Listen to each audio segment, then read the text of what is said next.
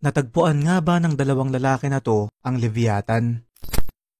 Mga kaibigan, isa ang Leviathan sa mga halimaw na nabanggit sa Biblia, pati na sa Judaism at Middle Eastern mythology.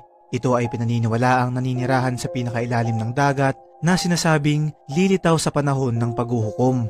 Noong 1960, may dalawang explorer ang nagpasyang pumunta sa Mariana Trench gamit ang isang advanced submarine. Ang Mariana Trench ay itinuturing bilang ang pinakamalalim na parte sa karagatan na matatagpuan sa kanlurang bahagi ng Pacific Ocean. Umabot sila ng halos 5 oras dito hanggang sa bigla na lang may bumunggo ng malakas sa kanilang vessel at yung tunog daw ay para itong kinakalmot.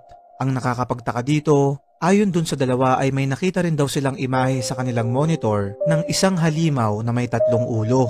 Agad nila itong nireport sa kanilang headquarters, ngunit hindi sila pinaniwalaan dahil baka raw nag-halusinate lamang sila dahil sa pagod.